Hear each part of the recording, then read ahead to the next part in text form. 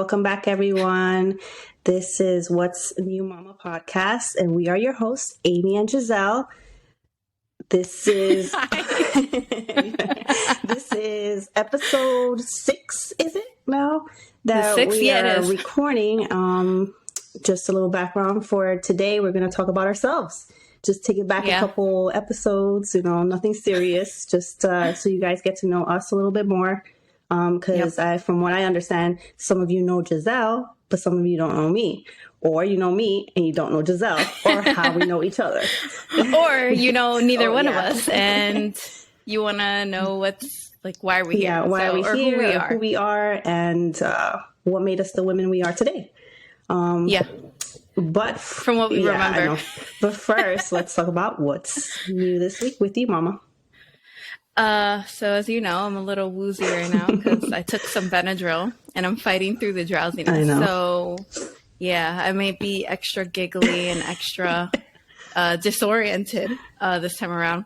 Long story short, for those of you that don't know, I had an allergic reaction to something that I put on my face. It wasn't Hitch bad. If you guys saw the movie Hitch, it wasn't that bad when he flared up. When you told me it wasn't. No, it wasn't that bad. That has happened to me before, but it wasn't that bad. So I had to take Benadryl, and I still have hives and stuff. But if you guys see me or notice something on my face or red patch, I'm looking at you now. I don't see anything. So the power of CC cream. And a little concealer. Oh my God. So that was interesting because I was like, oh my God, how am I going to record now? But it worked out. And this week I discovered a new show, which I think we texted about it. Georgia and Ginny on Netflix. Mm-hmm. It's so good. I did a whole season in 2 days. I gotta catch myself because I know you're behind. I'm up to date, so I don't want to say anything. I don't want to give anything away, but it's so good. I got so addicted to it. The full second season is out? Yeah, it's out. Okay. Yeah, they took a long time to bring it back, but because I think they were trying to take it, suspend it or whatever, cancel it. But people were like, no, bring it back. So I think they did another season, but I just watched it when that came out and I binged it. So it's really good. Yeah. See, okay. So when do you find the time to do that? Because I stay up really late to watch it. And Tom's like, are you sure? Just get some sleep. Man. I gotta watch something. It's my me time. Yeah. I'll stay up till 2, 3 in the morning sometimes. Yeah, that's me. I put Milo to sleep at whatever time he falls asleep. Sometimes 9:30 is the earliest he'll go to sleep. Yeah. Not fighting me. And then I'm up watching whatever and I'm like, one more. One more. Oh my God, but it was so good. I got to find out what happened in the next one. Yeah, that's what gets me. That's usually me too. So I get it. But I will have to eat my words on this because every time I would hit Netflix, I would feel like they would try and push the show. Mm-hmm. They put an ad and it was not Virginia, Georgia and Ginny. Mm-hmm. And I'm like, I don't want to watch this stupid show. It looks dumb. And then you did. Here I am oh my God, it's so good. Yeah, it's really good. And then the one that I started watching too was Firefly Lane. I don't know if you heard of that one. It's with Katherine Heigl from Green Knight. I know I didn't like her, but it's really good. I would suggest. It's kind of a fan of her. I would watch it. Try it. Watch the first episode because I was like, let me try it because they did push that one on me too. And then I was like, oh, this is really good. And I also binged it. And here I am waiting for the next season. Okay. Well, you know what? Another one that I gave a try that I was like, it's okay. From Scratch. Mm-hmm. Oh, okay. I don't want to watch that because it sounds depressing. I know, someone said I something. Didn't get past. Yeah, I was like, no, I'm not watching that. Okay. I mean, I'm assuming he probably passes away or something. Once they said what the premise was about, I sometimes do this where I go and read the thing before watching it. Before you watch it. I was like, if this involves any crying, I don't want to do it. So that's how I feel right now about Ginny and Georgia. Because there's some episodes that I find myself tearing up and crying. And I'm like, God, are these unresolved childhood trauma issues surfacing again? Or are they just hormones? Am I close to my period? I don't know. No. There were certain moments that I was like, they took a job. how she Yeah, and it was interesting because I was like, I've never seen like a show like that, at least growing up, where it was like, oh, that girl kind of like her hair texture and like she's in the mix. And like, it was just interesting to see that because who did I have growing up that was like, that I would look at? Like Gabrielle Union in 10 Things I Hate About You, but her hair was like straight the whole time. Yeah. Or Stacey Dash in like Clueless, and then there was no real Latinas, I think. Jessica Alba is the only one that comes to mind, but she wasn't into like really Latina. Maybe Jennifer Lopez, but even then they kind of washed her into like older. Italian. Yeah. They made her Italian. Yeah, she was always this ambiguous like role, and she was Greekish, kind of Latina-ish. Who knows? Yeah. But so I don't. And then Selena, but that was J-Lo playing Selena in the movie, so I don't know. Which I saw Shotgun Wedding the other day. I saw it last night. It was funny. It was funny. Woke up Milo laughing because I was like, "This is ridiculous." It was funny though. I thought it was really funny. I mean, I laughed the whole time. One thing, and it's funny because Tom, again, he went to sleep and he's like, "You're really gonna stay up to watch this masterpiece of a movie?" Like, leave me alone. Go to bed. But one thing that stood out from that movie, Jennifer Coolidge, right? She said something in the movie where she said something while everybody was like, sorry, spoiler alert, everybody was being held hostage. And she was like, oh, but what about something insignificant? And then everybody's like, hello, we're being held hostage. And she's like, because she was like, I'm a mother. I'm a mother. But then everybody's like, that's what you're worried about? She's like, I'm a mother. I can worry about a lot of things at once, or whatever it was that she said. And I was like, that is our head. Yeah. That is us. Like, we worry about everything all at the same time. But yeah, no, that movie, I loved it. It was so funny. If you like Jennifer Lopez rom-coms, then I definitely would watch it because it was hilarious. It was really good. It was really good. Okay, so that was me. I don't know about your week. My week? No, that's it. I mean, well, it's aside funny from work, I had everything work that I've been watching. So yeah, I don't know. I haven't done anything this week, anything of significance. Yeah. No, it's been pretty good, actually. You know, I actually was going to ask you and others, like everybody else, obviously, that's listening.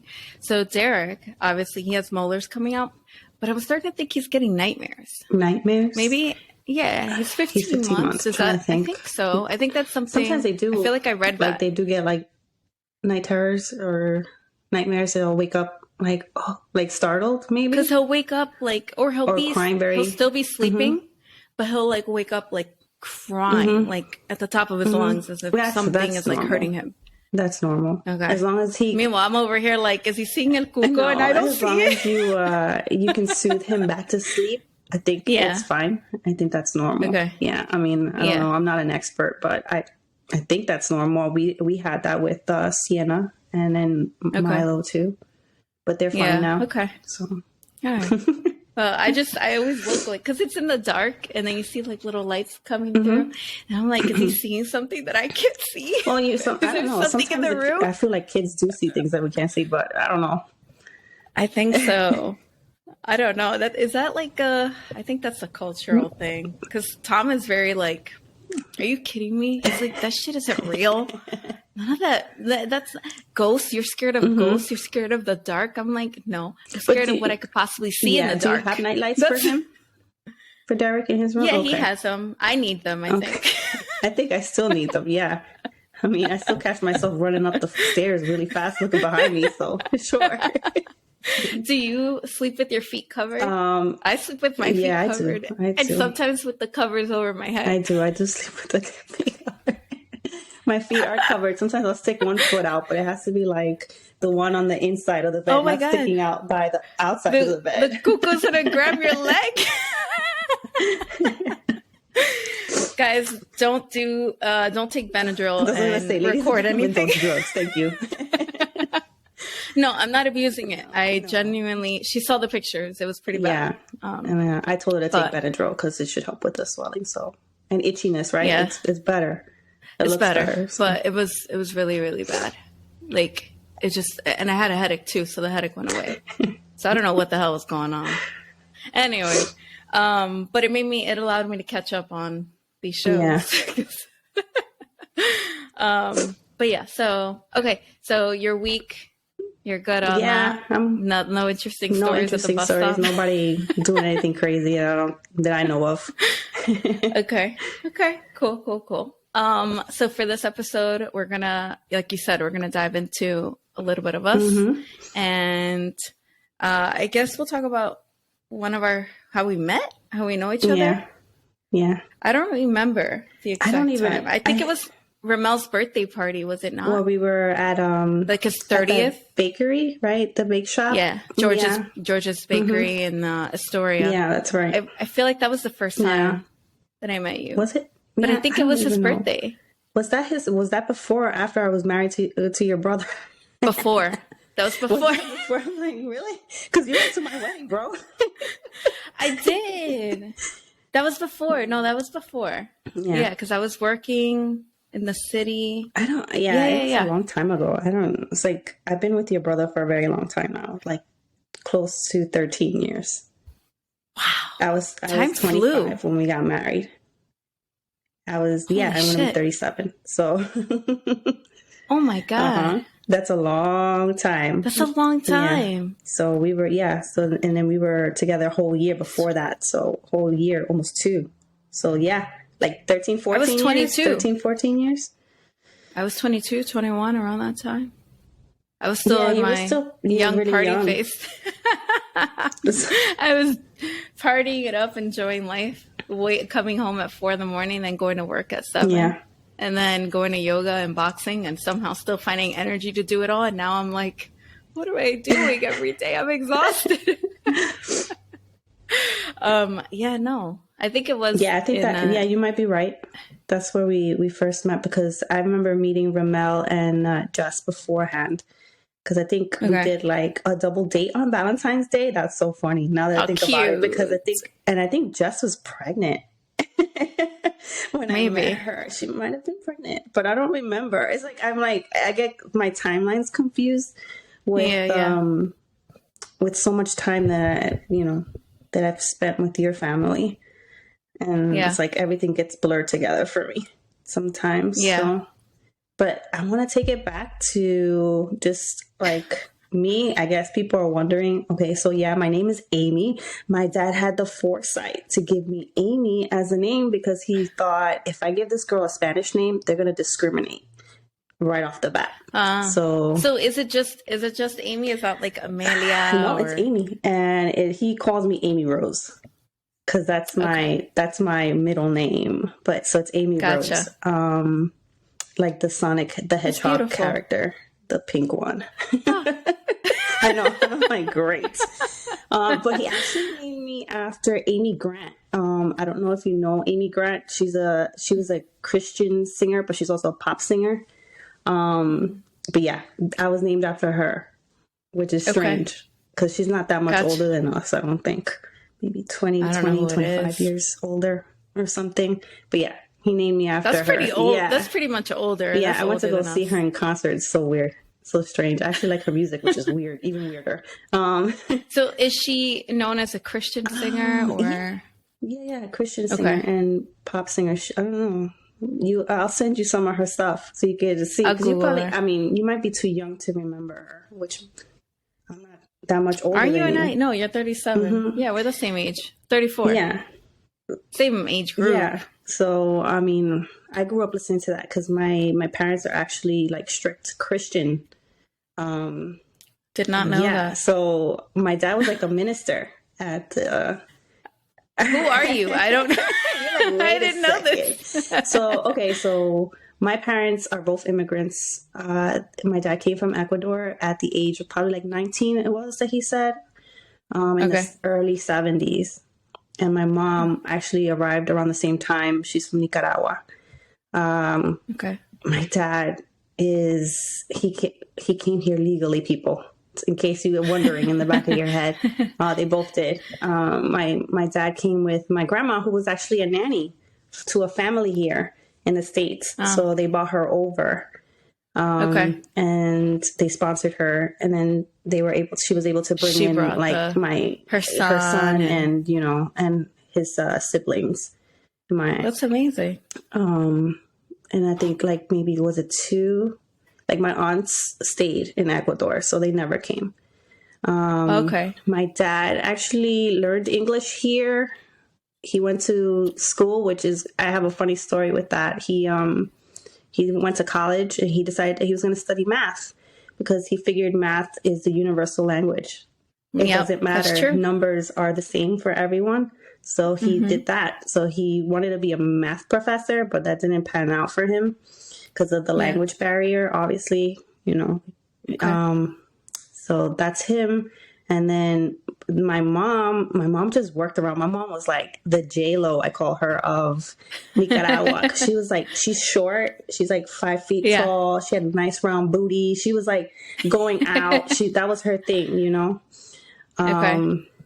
So my mom. So she met your dad over here? Yeah. So they met in church. In church. Okay. So my mom was there as a guest and my dad was already going to this church. So they met there. My mom was a single mom at the time because she had my older sister.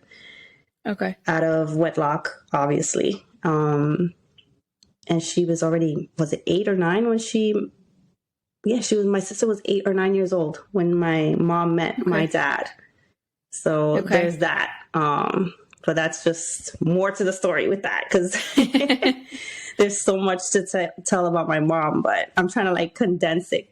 And then they had me like shortly after they got married. And then obviously I grew up in Hamilton Heights near City College. Very protective family. My mom and my dad would never let me do anything outside. I was not allowed to hang out. It was like definitely no sleepovers, right? No, but like so protective. Let me tell you, like I went to school across the street. My elementary school was across the street from where I used to live. My junior high school was 7 blocks away. And my high school was 3 blocks away. Gotcha. And then I went you were to City in that College, little, which was across the street. So I was never allowed to go past that little bubble. So it probably explains why I'm so like after I got out, I was like, I'm going to travel. I want to get out of here. So they were very protective of me and my sister because I also have a younger sister who's 3 years younger than me. Well, she's she's your age. Yeah. I'm trying to think what else can I say that I've missed. What else do you want to know?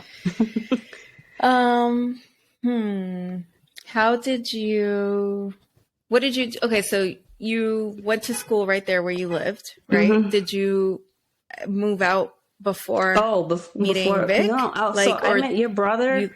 I was actually an intern for an architect that was working on the Yankee Stadium project. So I was working there. And I met your brother. We started dating and we got married like 2 years after. And I actually moved out with him for the first time. So that was the first time you left your little that was bizarre because I just moved from my room that I've been in all my life and took all my stuff to go move in with this man. I didn't know, that was an adjustment for me. That was pretty strange. I remember that was pretty, a big adjustment for me. It's always an adjustment, especially because you guys you didn't live with anybody anybody else up until that time. And then you had to readjust because living with the guy, it's just like, yes, we have a lot of stuff, right? Like I have a lot of stuff, but I know where everything is. I keep everything organized. I keep everything in a certain spot.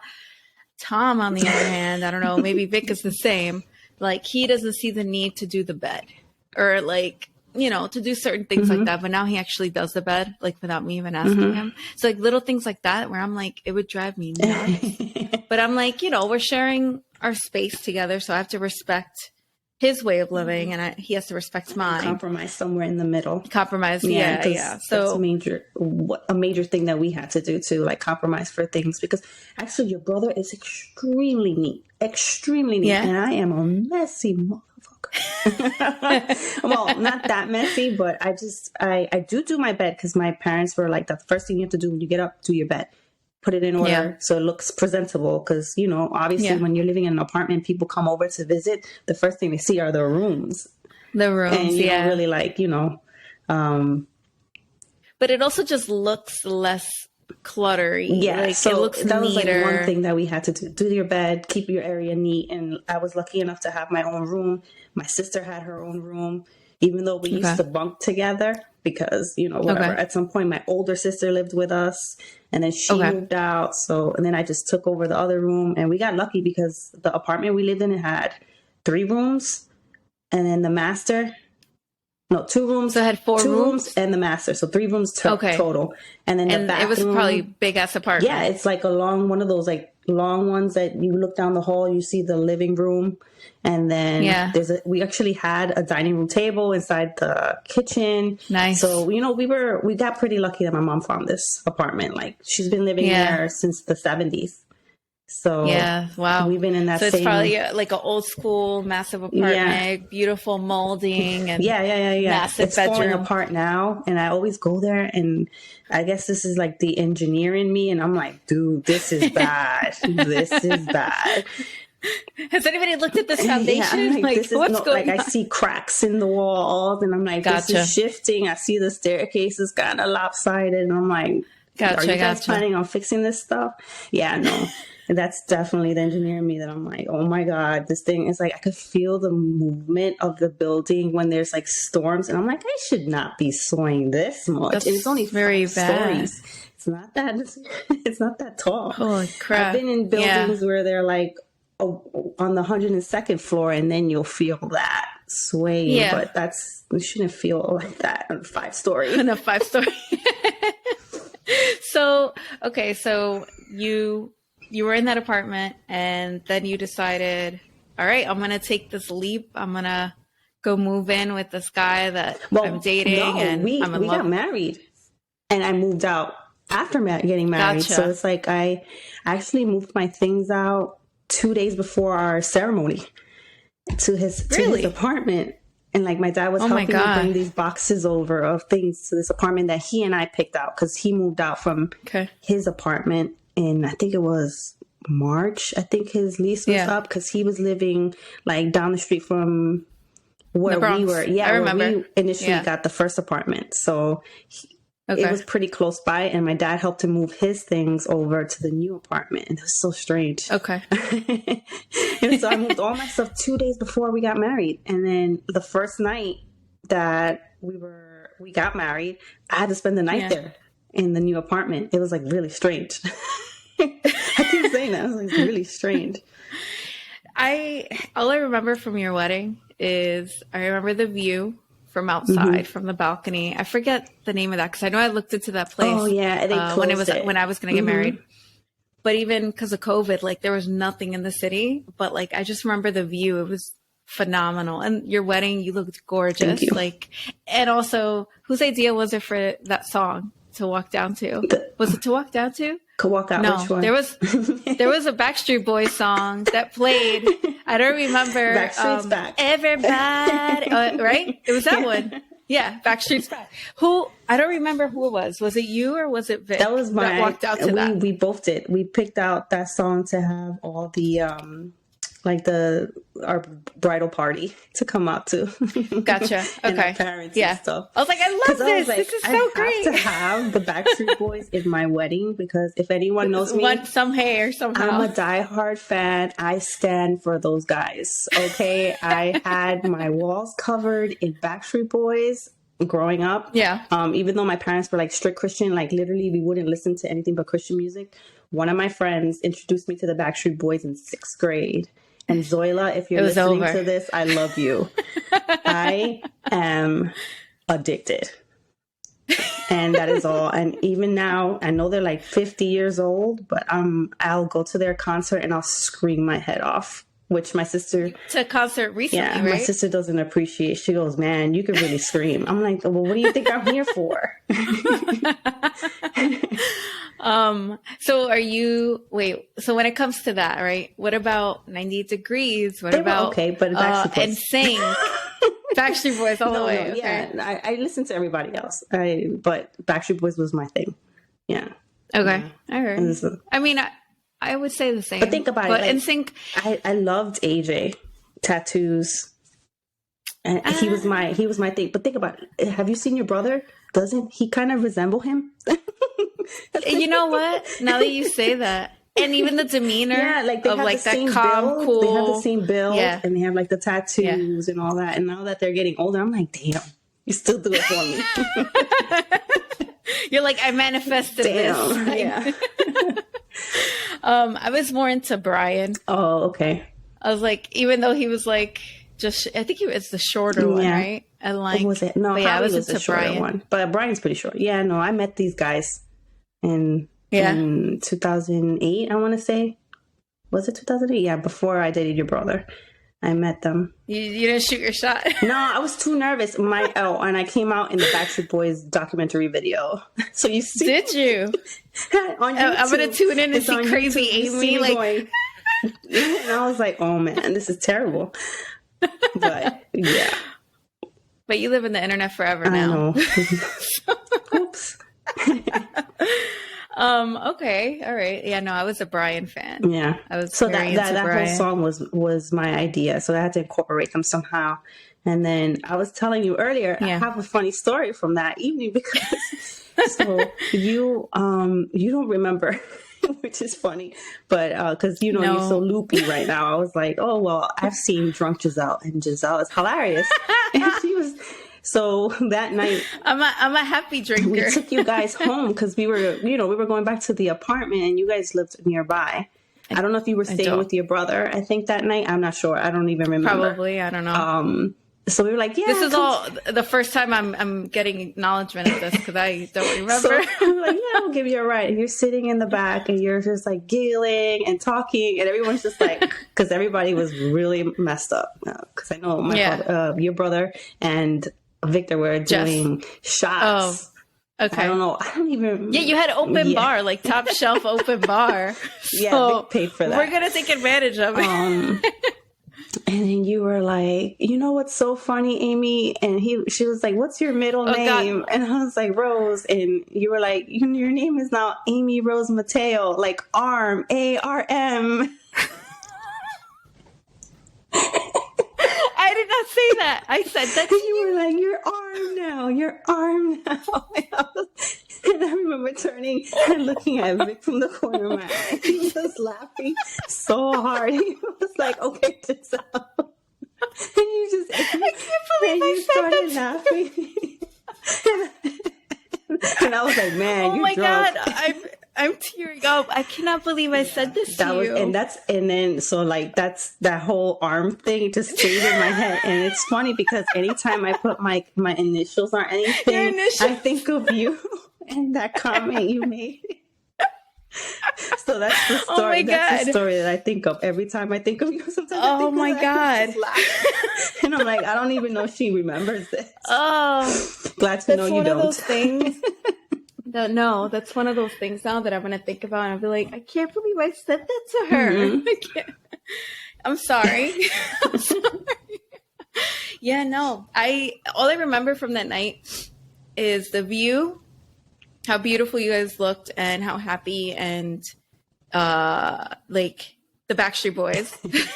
And then I remember it being open bar, and there was like a swing or something that you can sit on. I don't even know because I didn't even have time to walk around like the venue too much because I was out with the photographer taking pictures and doing stuff. Yeah. And then like what I remember is that you guys were leaving, I think the next day or we were going 2 days after Curacao to your honeymoon. Yeah. Which I'll be there soon. So yay. In a couple of weeks. I'm excited. It's so beautiful. But yeah, so I just remember that. Mm-hmm. I don't remember that night, that story. I don't remember how I got home. I do not remember any of that. So thank you for telling me. Well, yeah, so I feel pretty loopy right now. So that's probably how I felt that time. That's probably why I'm laughing so much too. Thank you for reminding me of that. Okay, so yeah, no, your wedding was definitely, I just remember like being like, oh my God, this is like a fairy tale. Like it was like a fairy tale. We tried very hard. It was nice. I really liked the venue, and I think it spoke to a lot of the design of the building itself, because it was the designer building on 59th Street and 3rd Ave. And it's like, it's funny because I went there maybe a couple of years ago when I'm working because I was a construction project manager before I was a stay-at-home mom. So we had like a project that we had to go there to look at some like refrigerators or something that we were putting inside the interior of the apartments. And I was like, oh my God, I remember this. And I was like walking down the hallway. I was like, oh my God, this is so crazy. Of like all the memories. Yeah. So it was pretty cool. Do you ever look at your pictures and like think, oh, I should have enjoyed this moment more, or I wish I didn't rush it? Like, because you do feel rushed to like host. Pretty short because you have to go around, talk to people, and I think you didn't eat. Did you eat? I didn't get to eat. I remember you telling me. I was like, did you eat yet? For some reason, I always ask people that, like, oh, what'd you eat? Did you? I was like, did you eat? Because this is delicious. I remember asking you that. You're like, I haven't had a chance to. No, I didn't. Like, someone grabbed me a plate when I sat down, and I was like trying to eat stuff, but it was like I was eating somewhere else or whatever. And then it turns out that night we totally forgot to take the vases with all the pretty flowers and stuff. They ended up giving those away because nobody picked them up. Nobody picked them up. Nobody went back to pick them up. So my parents were upset because they were really nice, all of the flower and decor and stuff. The centerpieces, no one, only like certain people all the aunties that walked out with the centerpieces.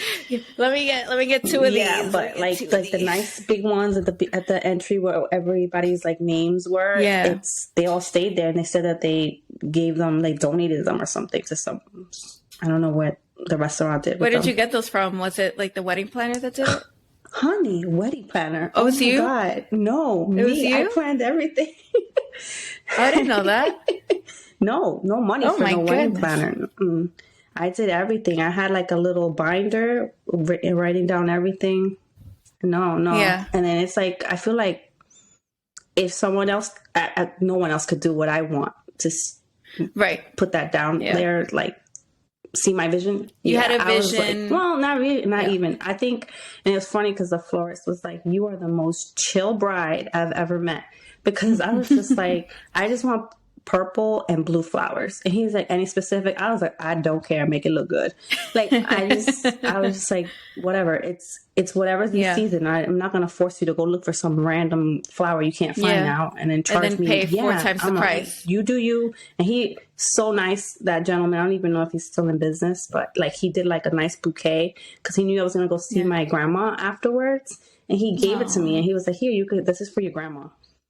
I was like, oh, okay. Aww. So he was really nice. Sweet. But I did everything myself. And I'm trying to think what else. The planning was super easy. And I don't know if that's the case for everyone, but I was so like, whatever.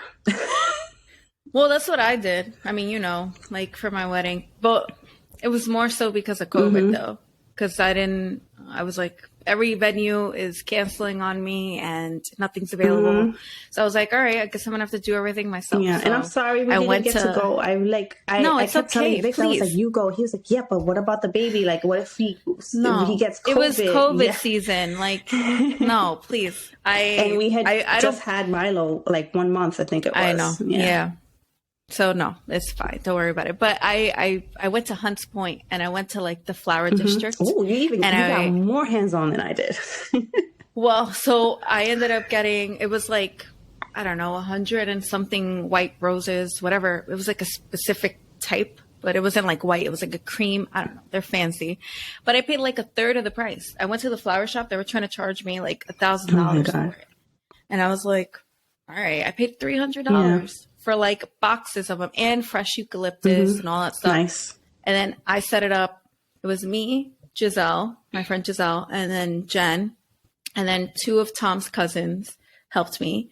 And like, everybody helped here and there whenever they could, but that was it. And his cousin helped me with I got the template for the invitations and all that stuff and what I wanted. And she's like, I think I can do it. And I was like, okay. And she did it. And I was like, you need to open up your own freaking Etsy shop because you're so talented. Like, she's so talented. But we got it over with. We did it. It was hectic and stressful, but I think that was mainly because of COVID. Otherwise, everybody was like, you don't seem like you're about to get married because you're not like stressed. And I was like, I think that's because I'm stressed out. Like, you know, you're tapped out. Like, I can't stress anymore given like the circumstances of everything that was going on at that time. It was just like, I mean, it was 2020. It was the height of it. And I was like, whatever. If I have to get married in somebody's living room, that's what I'm going to have to do. But we pulled off Central Park and it couldn't have been. Yeah, it looks really nice. I love the pictures. Yeah. Yeah. And like the people that couldn't be there, some of them were on FaceTime. Like it worked out. And like I had a wedding planner that helped me get the license and like the permit for it. Especially because when I was planning it, I was in LA at the time. So I was like, I can't go to New York every single time. And she helped me with my bouquet. So she got me a bouquet. She got me the little, I don't know what you call it, the thing that you, for Tom. She got one for my brother. And then she gave me like, she's like, here's a bonus little bouquet for Maddie, for the flower girl. I was like, oh my God, thank you. That was so sweet. But yeah, no, it flew by. Like I feel when I look back, I'm like, we enjoyed it, but it was still very stressful just because of everything that was going on. Because I was like, what if somebody gets sick? And it was because they came to my wedding. Like, I just didn't want that hanging over me. So my little party favors were customized masks. Oh my God. That had Giselle and Tom, 10, 10, 20. And then hand sanitizer that had the same thing, just like a different logo that matched the invitations, and gloves. Oh my God. So everybody wore their masks. Everybody like was covered. A set for yourself as a reminder. I did. I was like, because I also, when we were talking about having a baby, I was like, oh, like, I just, in my head, I knew I was going to have a girl. I had dreams of having a little girl. It's usually the opposite. And so I held on to all stuff. I was like, I can't wait to show her all these things and like show her how beautiful everything came out and all that stuff. And then I found out I was having a boy, and I was like, I still appreciate it too. And like, Tom's like, no, he's not. Even if we were going to have a girl, they don't care about this. They're going to be like, all right, Mom. All right, Dad, like we don't care about this. But yeah, no, that was our wedding. I guess about me. Yeah, right? your like, turn. Going into me. Ooh, mine's not as straightforward as that. I left out a lot. Yeah. Can't give my business away. Yeah, no. So my mom raised us. My dad was in the picture for a little bit, and as you know, so Amy is married to my half brother, Victor. And I have a lot of half siblings. Oh my God. What's the count? Just to throw it out there. When I met you guys, it was 17. So I know about the same number. Okay. I'm sure that there are more out there, but I don't know. So with my dad and my mom, I have one whole brother, right? Ramel, and then I have a bunch of half siblings.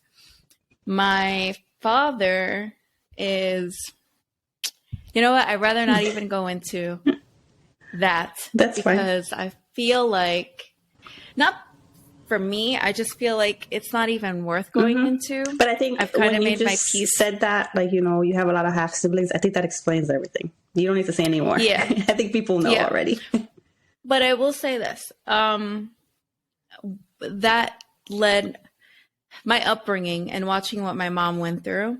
And, you know, I obviously spoke to her about this too, because I'm like, you know, you should have, and this is also coming from a younger version of me. I was like, well, you should have left, or you should have not taken it back. You should have stood up for yourself, or you should have shown what your true worth and your value is and done all that. Obviously easier said than done, especially when there's kids involved, or when you're an immigrant and you're now a citizen, but you don't know the language, or your opportunities aren't as available as, you know, for somebody else. So you're heavily dependent on somebody. And my mom gave up her career to raise us and to be there, because my dad told her, like, don't worry about it. Like, I got this, whatever.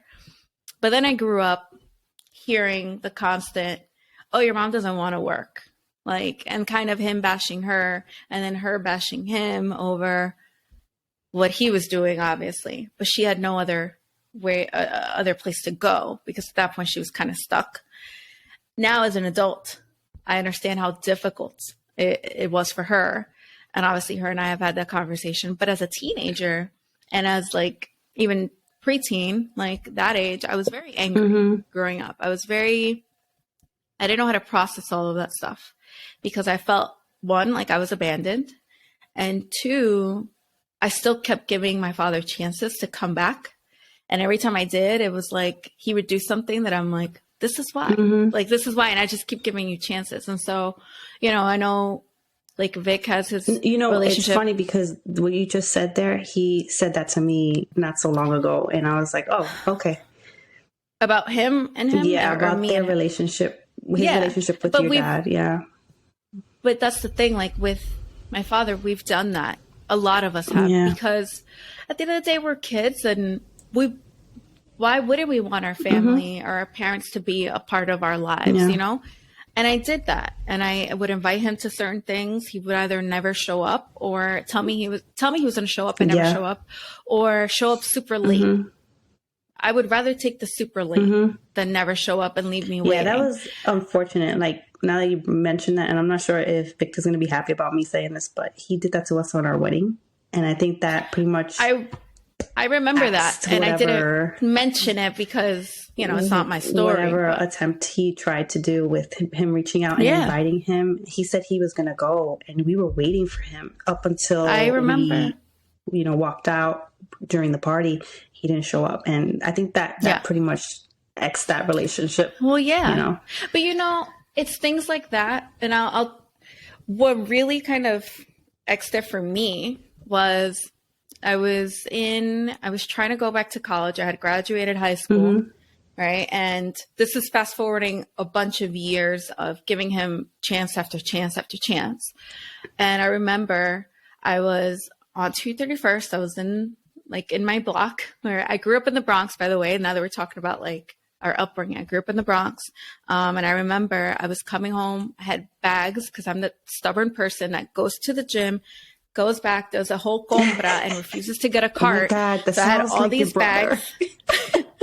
We are relatives, right? We are related. So carried all the bags. And I remember I was on the corner. I was on 231st. I was by where the deli is, across the street from where he used to live and where I used to live. And I get a call, and it's from an unknown number. And I pick it up, and it's him. And I just remember feeling so happy that I heard from him, because I hadn't heard from him in years. And we're talking, I put the bags down. We're talking there for like half an hour at least. And he's like, yeah, like, let's meet up. Let's have lunch. Like, let's try talking in my head. I'm like, wow, he's really trying to like repair this relationship and all that stuff. Towards the end of the conversation, I was like, okay, yeah, I gotta go. I have groceries that I need to bring up. And, you know, I was telling him I was trying to get back into school and I had to take out loans because I don't have money and blah, blah, blah. And I was working. And he's like, oh, okay, yeah. He's like, before you hang up, what's your social security number and your date of birth again? And I was like, why? And he's like, oh, I just needed to put like the businesses under your information so that I can like not be under that. I was like, I was crying in the street, and I was like, I cannot believe you. Like, I can't believe that you would do this to me again. And so I think it was that moment. And I remember, I didn't tell my mom, but I just remember, and I don't even think I told Ramel, but because he was like stressed out with his own stuff with college.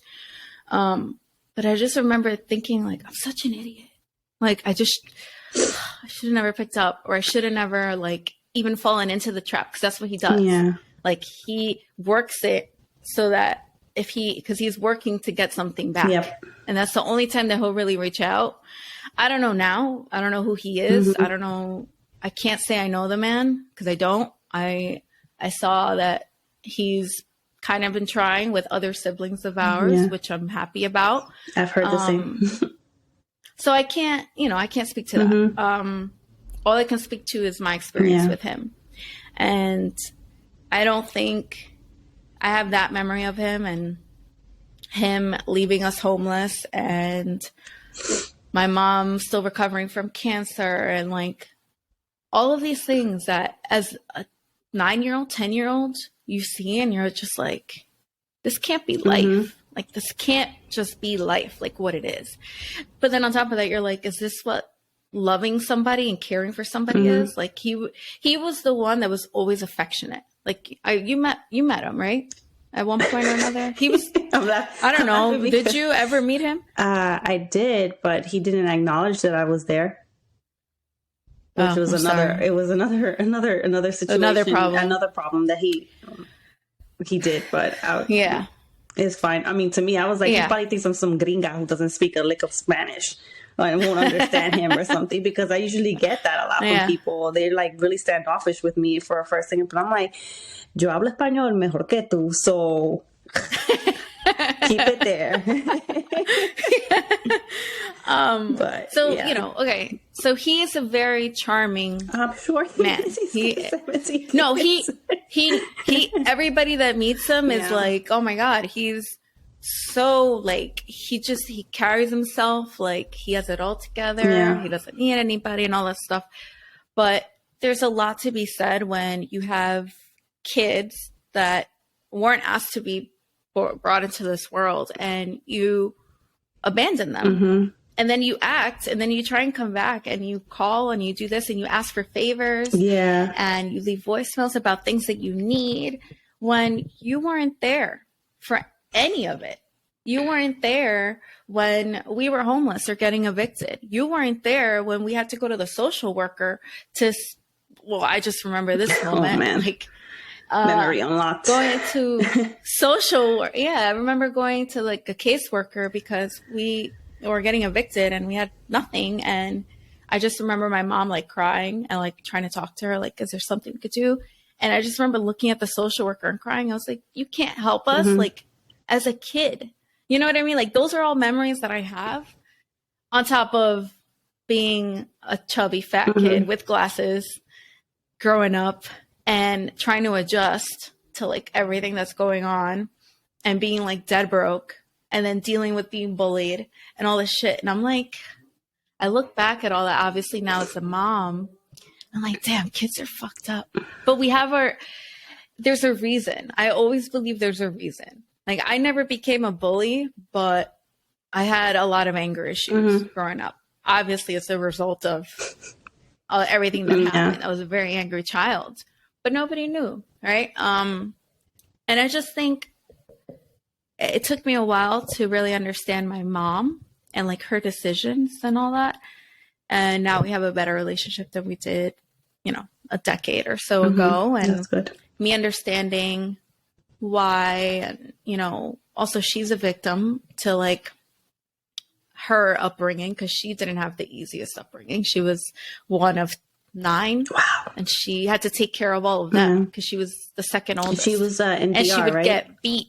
Yeah. And she would get beat, you know, and and she's still like, I don't talk to my family like that.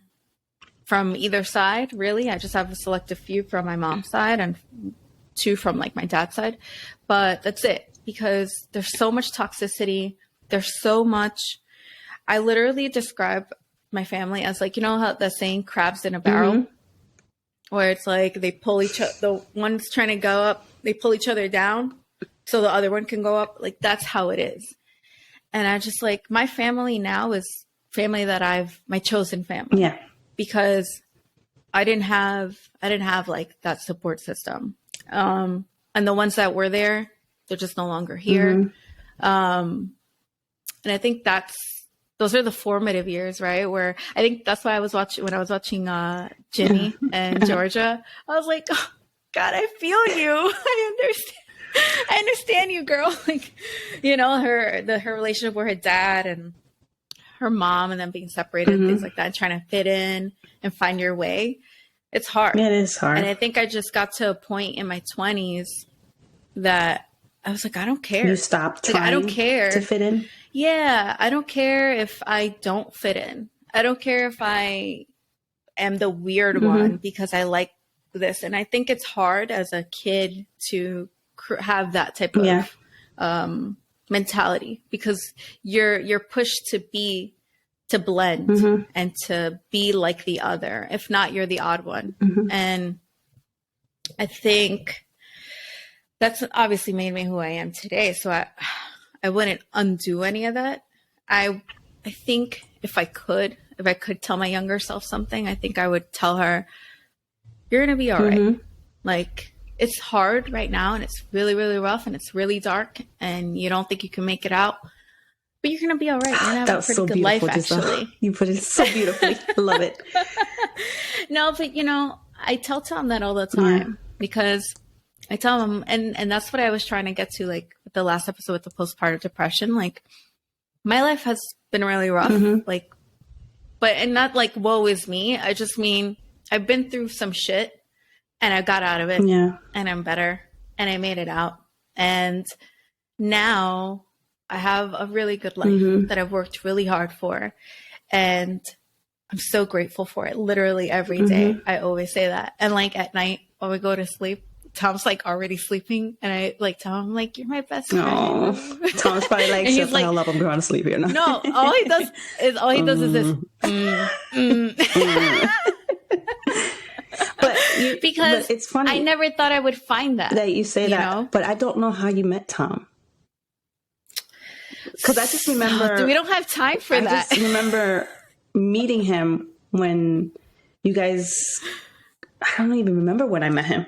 I'm trying to think. I think I only met him. I did meet him, but I don't remember where. I told you my timelines are wrong. But where did you? I don't think you met him before you got married. I don't think so. No, yeah. I didn't. I think the first time you met him was for Derek's birthday party. Was it? No, that was the second time, because I met him. It was baby shower. It was baby shower. Yeah. It was Jess's baby shower. Ava's. Yeah. Okay, fine. Let me try and make this short. Tom will tell you a different version. I will tell you mine. Tom will tell you the very like, oh man, I thought she was hot type of version. I'll tell you the, oh my God, I never felt this way before in my life type of version. So it was my brother's birthday. It was Romel's birthday. And I hate clubs. I don't drink. I don't anymore. I hate loud music. I'm just a homebody. I like peace and quiet. But I went because it was my brother's birthday. And I took the day off, and I was like, we're going to do it. It was July, the middle of freaking summer in New York. And if you know anything about the summer in New York, there's humidity and sweat and everybody's out. Like, everybody's out and loud and all this stuff. But whatever. I made it. We went to this place in the Bronx, and I just remember there were hookahs everywhere. There was loud music everywhere. There were a lot of big butts everywhere. And I was like, I feel so out of place, but whatever. I'm going to look at the time and just pay my dues. 45 minutes. Showed up. 45 minutes, and I'm leaving. And so at the time, I was like, enjoying my life. And I was like dating people or whatever. But nothing serious. And I think a lot of it was just like, I was like, I have a plan. I want to go to California. I'm eventually going to move to California. So there's no point in getting wrapped up into anything anyway. I don't know how I'm going to get to California, but I knew I wanted to. And that was on my plan, like my list. So go in my brother's birthday party. We're hanging out, blah, blah, blah, blah. In comes Tom with his friend, and my brother's like, oh, hey, like whatever. They do the intros. He's like, oh, this is my boy Tom. This is my sister Giselle. This is my wife Jess. Blah, oh my blah, God. blah. So he was friends with him? They've been friends for over 9 years. Oh my God. And I've never met him because he's never gone anywhere. Because he doesn't like parties either. And he doesn't like any of that stuff, like whatever. They used to be coworkers. And so I just remember the introduction. And this is going to sound so cheesy and so corny, but I can't change it. That's how I felt.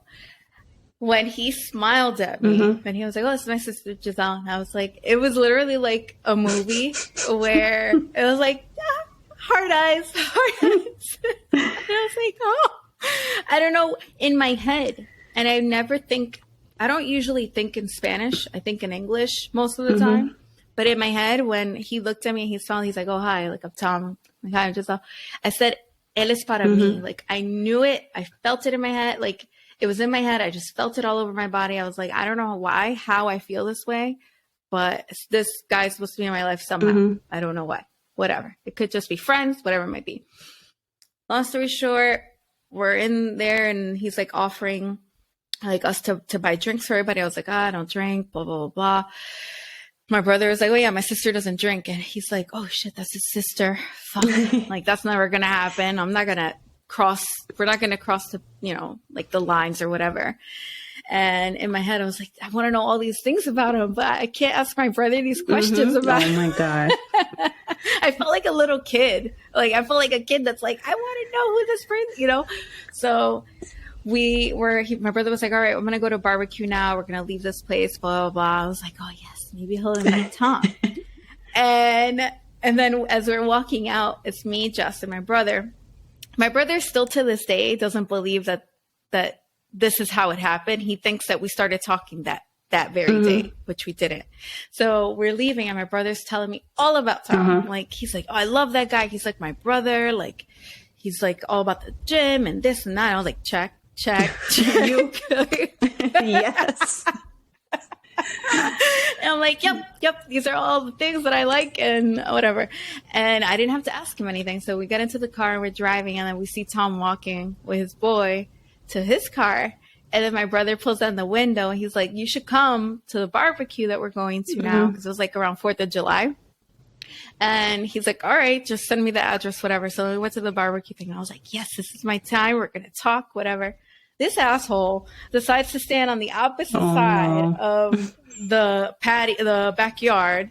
And I'm on the other side, which now he told me, he's like, I was just nervous because he's like, I really wanted to talk to you and I didn't know how because of Ramel and whatever. But the whole time I'm like, my brother calls him over and we still don't say anything. They're swapping stories about shit. Oh my God. I was like, whatever. It is what it is. But as I was there, I text like the person that I was like seeing and I was like, hey, I think we should just be friends. Because if I'm feeling this way about somebody that I don't even really know, I don't belong. Oh my God, Giselle, in this situation. You spoke to my soul because the same thing happened with your brother. For me, oh my God, is the weird. We don't have time for this. We're gonna have to do. No, this is gonna have to be an extended episode because I need to hear this too. Oh my God, that's so weird that you said that, and I'm probably gonna catch a lot of flack for this, but okay. So I was like, I texted him while we were still at the first spot. I text the guy and I was like, hey, like, I can't, like, whatever. Let's just be friends.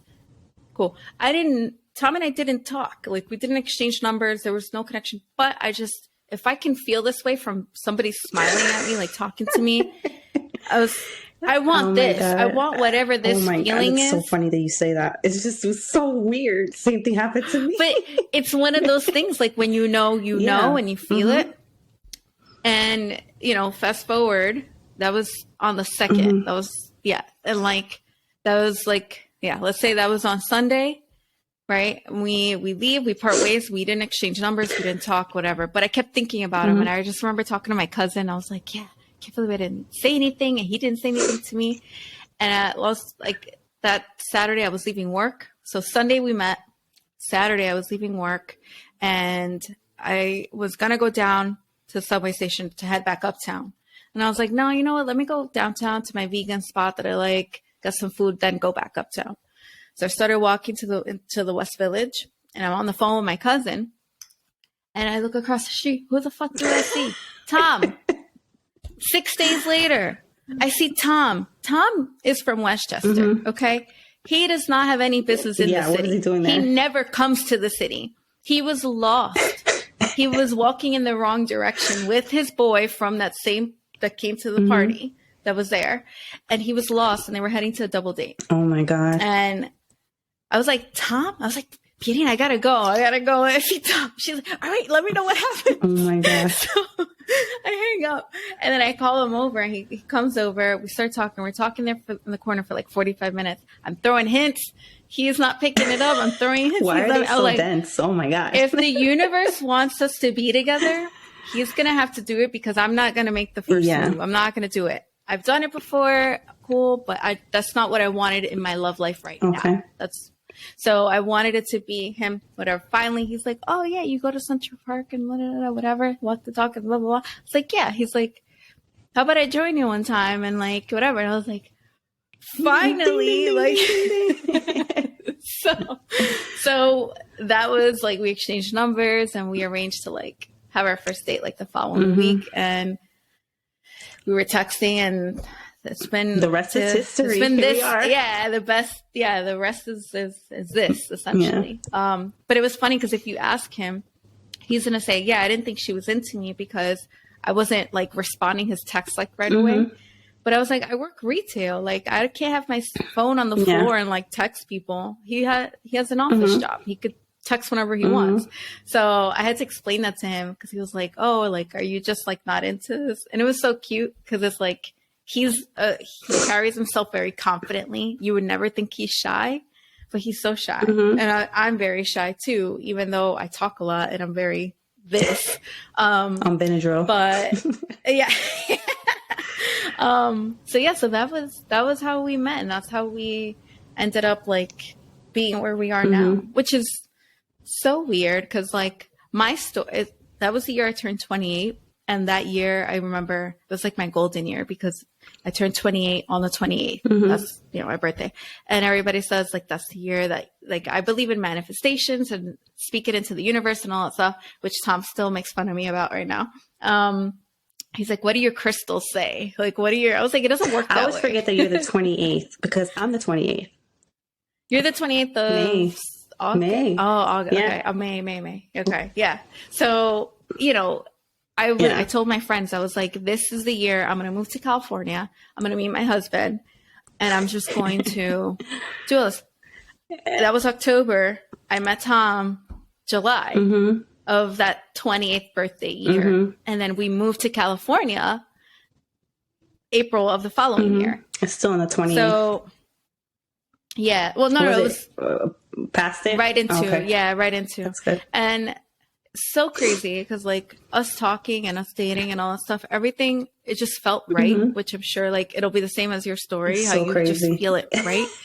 We met in July and the first time that we said, I love you, it was because we were arguing on the phone because my dog had peed on my bed or something while I was at work and he was getting me like the spray to like remove it and all that stuff. And I was like, oh yeah, I was like, you don't understand. I don't know. I was complaining about something and we're on the phone and he's like, listen, he's like, I know you love, he's like, I love you. And I know you love me too. You're just scared to say it. And I was like, my whole body like froze and I had this hot, cold feeling all over. Cause I had done like this whole like self-love and healing of all of my past trauma right before. Cause I was like, I can't be with anybody until I heal myself, until I really love myself. And I think I was finally ready to be vulnerable and to be open with somebody. And he also had to learn. He had to learn. He had never, when I met his family, they were like, we've never seen him like this. Like, we didn't think that this day was ever going to come. Like,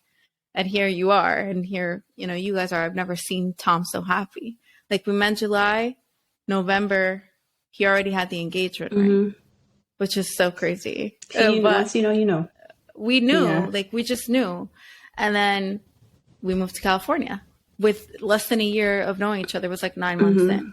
We moved to California together, not living together prior. Yeah. We lived in separate places in New York. And here we are. Yeah. So it was a lot of like, this is crazy, but it feels right. And we're very like meticulous, like calculated. We don't do things like on a whim, like crazy like that. Neither one of us. So that's our story. That's so funny. But I want to hear about you and Vic. How did that happen? So yeah, I was working at the Yankee Stadium and I was an intern. So I got to sit in on all the meetings, every meeting you can think of.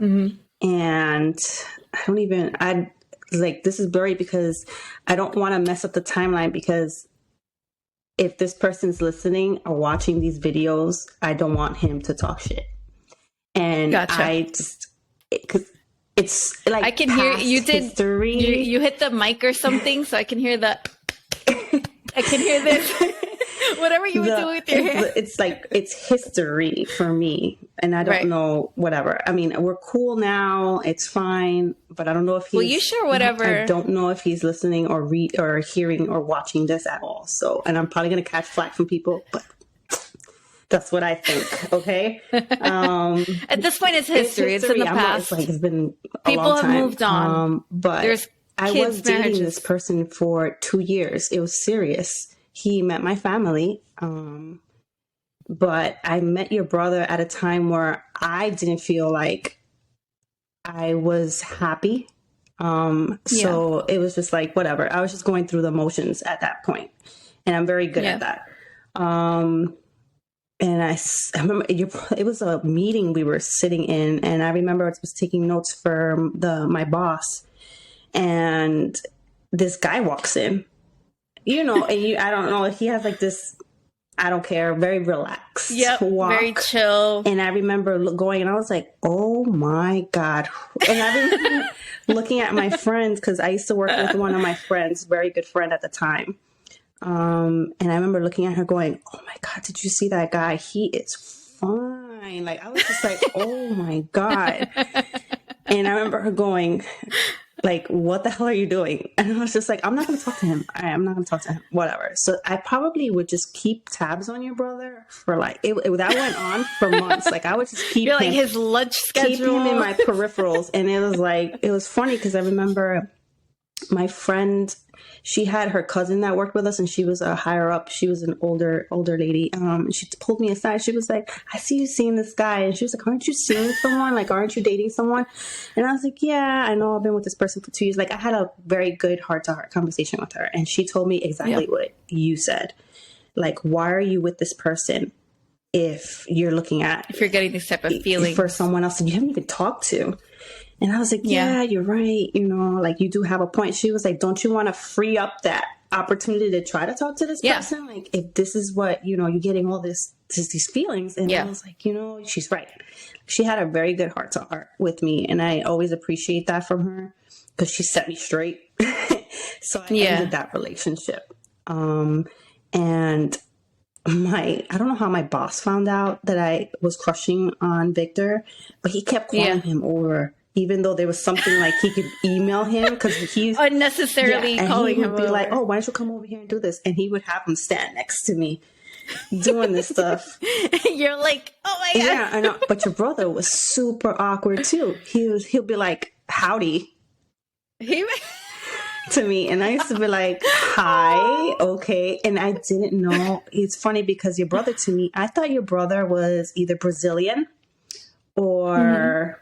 I don't know, some other, because he was very tan, he has like thick eyebrows and stuff. Yeah. And I never knew he was Dominican. I didn't even think Mateo, Dominican. I thought Brazilian for some reason. Yeah. And I was just like, damn. Okay. And then my boss would be like, oh, why don't you call Victor up or email him for such and such thing? And I used to be like, oh my God. Oh my God. And then eventually someone set up some like after work drinks and he was there. Yeah. And I was like, oh my God, like, what am I going to do? Do I talk to him? Hell yeah, you better believe I did. I wasn't going to wait for him because he said he had asked around and someone else in like the team had a crush on me, some other guy. Okay. And he was like, well, no, you can't talk to her. Because I'm going to talk to her. Mind you, he was not my type at all. And I was just like, okay. And he said that he'd tell it like when we talk about it, he was like, yeah, that guy really liked you. And he'd warn me off, like, don't do it or whatever. And they made up that I was actually seeing someone, which maybe it might have been true that I was seeing someone at the time. But I think they didn't know that. The timelines mixed up. But even though my mom will beg to differ, she'd be like, because she was like, I used to jump from guy to guy a lot. Gotcha.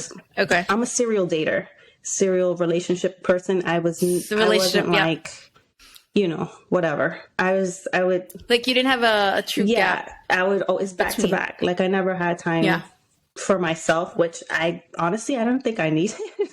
Everybody needs are different. I was just like, whatever. I don't know. That's just me. Yeah. But my mom was like, Dan, tú eres, what is it? She used to call me. She goes, coge uno, saca otro, pone otro. I was like, My aunt would say, un clavo saca otro clavo. But it was like, I don't know. I just never needed that time for myself. I knew exactly who I was because, whatever. Like you mentioned before, I used to get bullied a lot. It's funny. I had glasses. I had braces, very frizzy hair. And people used to make fun of me all the time. And in high school, I had a very rough time in high school.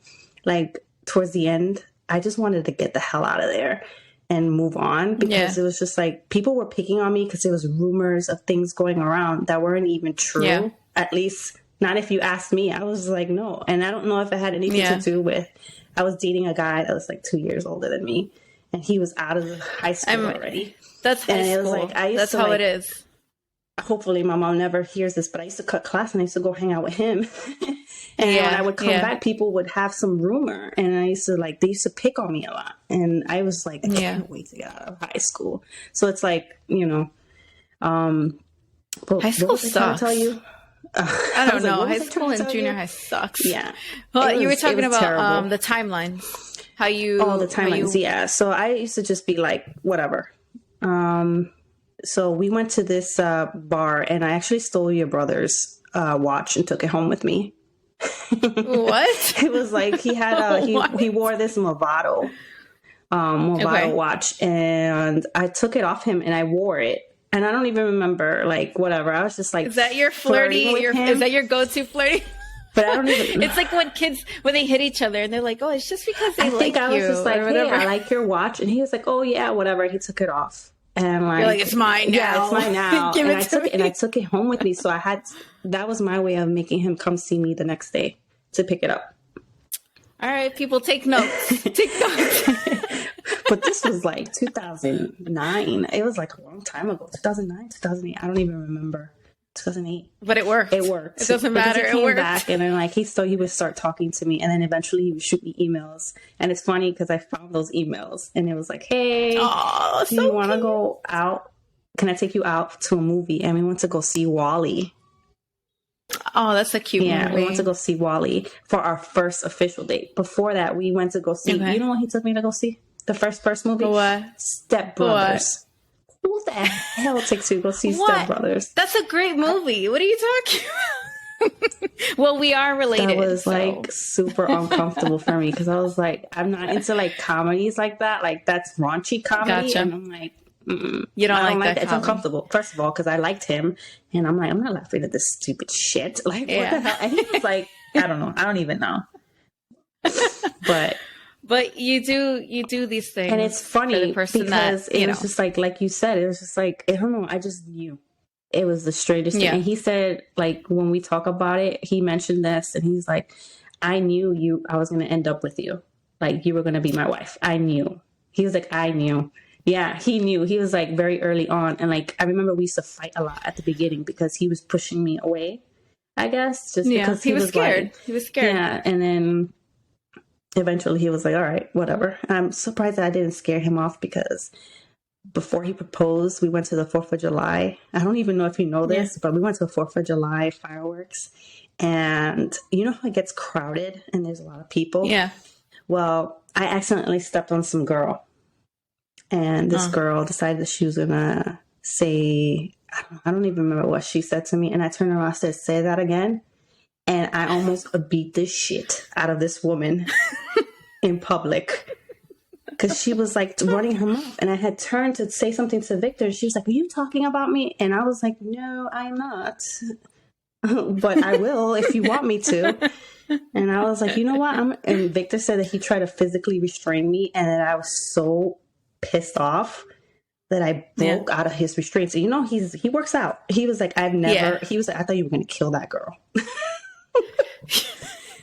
So you thought because of that it wasn't like, going to... Oh my God, I'm not marrying this psycho. I was like, I'm sorry. But no, he proposed like 2 weeks later.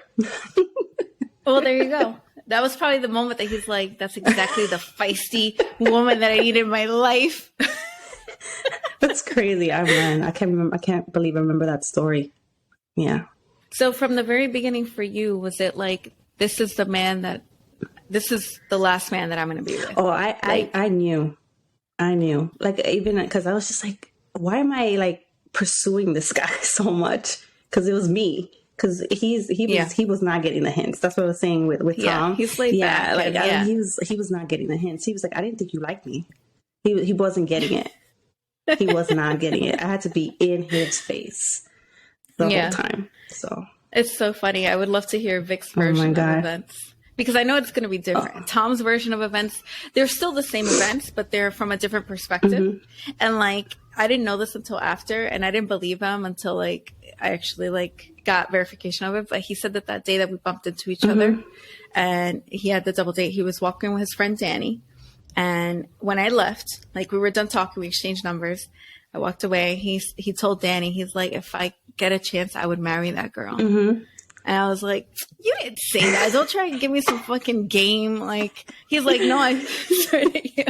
And then I met his family and everything else, and they like confirmed. They were like, he always said he was never going to get married. And then Tom meets my friends, like my friend Jen. She's like, this is a miracle because she was always like, she was at the gym, work, her friends, and that's it. There was no room for anybody to like come in to this realm. And she always said she was never gonna do this, whatever. And here we are. But again, it's just one of those things like when you know. It's strange. It's so funny. When you said that, it was just like, it hit home for me.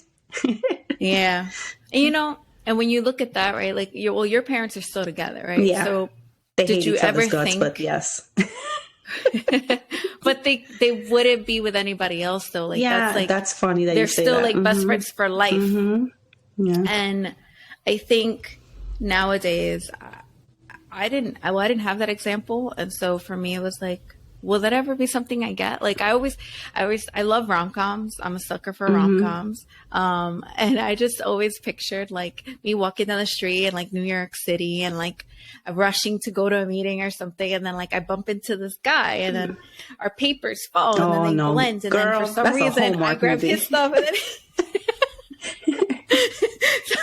that's what I wanted. I wanted like that type of, and then I got a version of it. And I'm just like, I told Tom, like when we first like hung out and everything, I told him, I was like, I feel like I created you. Like, I feel like you are the embodiment of everything that I've wanted and that I didn't even know that I wanted, because you have an idea of what you think you want, what you think you need. And then you get hit with something else and you're like, oh shit, this is what I actually need and want. And I just remember this feeling of like one of the times like we were like hugging and kissing, I literally felt like our aura was like glowing and like vibrating with like love. And I felt safe and home and all these things that I never felt before. And it was just a very weird feeling.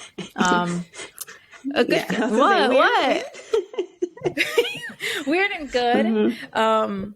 Because, a part of me was just like, I always wanted it. Yeah. And I worked really hard to heal a lot of broken parts of myself. And I think that if I didn't do that work beforehand, I wouldn't have been ready for it, because I would have pushed them away. I would have kept myself closed and guarded and not like, into it at all. And a lot of that was just my upbringing. Like I always said, I didn't want to be a stay-at-home mom because that's what happened to my mom and because of what happened to my mom. But I was a stay-at-home mom. Yeah. I just recently started working and I always felt that guilt of like, well, I'm not bringing in money into the house. And is he going to say the same things that my dad said about my mom, about me? Yeah. And like, he would always like, Tom would be like, Giselle. It's like, no, he's like, I'm not your father. Like I am here. We're partnership or team, we're gonna do this together. So it was just nice to have. And for anybody out there, like it exists, it's out there, it's real. And I would say just be hopeful, stay hopeful, and never stop believing in love, and keep going for the life that you want, because circumstances that you're born into and that may be your circumstances right now don't define you, and don't limit yourself because of them. You can be more, you can want more, because you're entitled to it and you're going to work for it. So I don't know. That's my message of the day. But yeah, so we definitely went over on time. Just 20 minutes is cool. Yeah. I think we're good for now. Amy, do you have anything else that you want to mention or say? No, I mean, if you guys have any more questions for us, about us, if you want to know anything else, I mean, you wanted to know about us that we didn't say or cover. Yeah. Nothing to... Or maybe dive into a little bit deeper. Yeah. Let us know. Yeah. All right. Thank you, everyone, for listening. I'm going to go put some cortisol cream on my face again and see what's going on. Thank you. And thank you for sharing your story. We'll see you guys next week. Thank you for sharing your story too. See you guys next week. Bye. Bye.